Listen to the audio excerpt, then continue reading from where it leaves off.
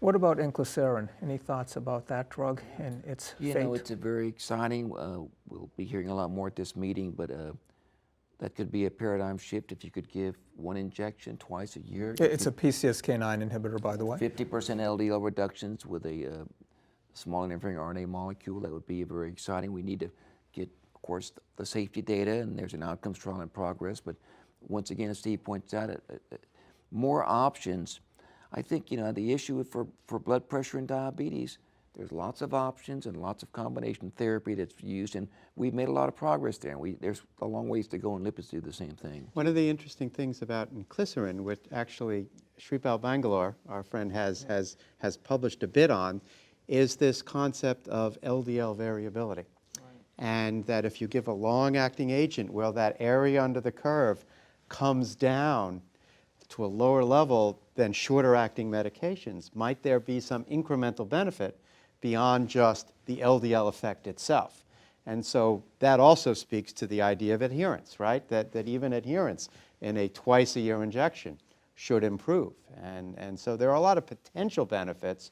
We don't really know how it's going to pan out, but it's a fascinating option for a therapeutic class that we know already works. Do you know when it comes up for FDA approval?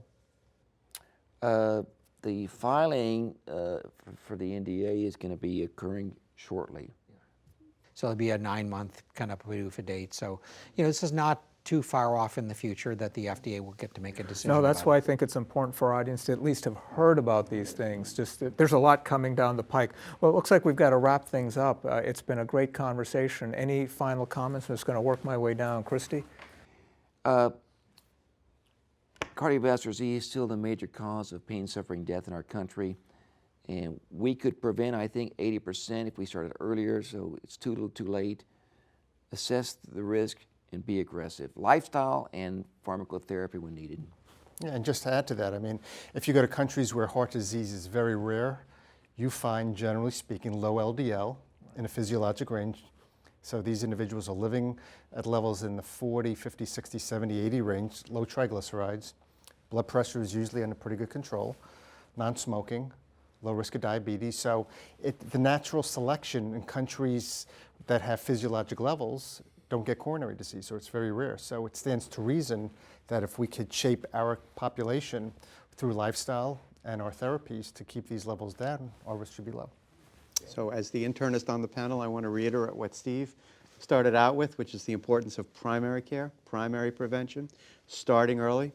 And actually in women who may decide to have a period of time where they have children, start early before that actually happens, because there may be a period of time where you can't treat. So again, treat across the lifetime. I think that's the key thing to remember. I have very little to add except to say that, I'll say it again, you can't be too rich, too thin, or have too low an LDL. And, you know, don't be complacent. Get LDLs down.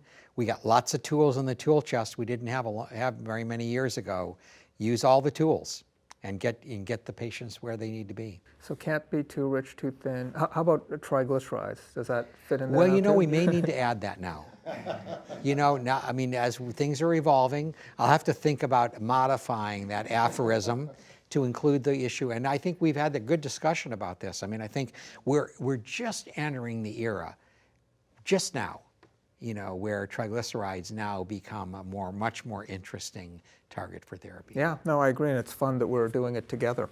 All right, well, it's been a fantastic discussion. Well, thank you to the faculty, first of all, for this wonderful exchange of ideas. And on behalf of our panel, we thank you, the audience, for joining us. We hope you found this peer exchange discussion to be useful and informative. Thank you so much.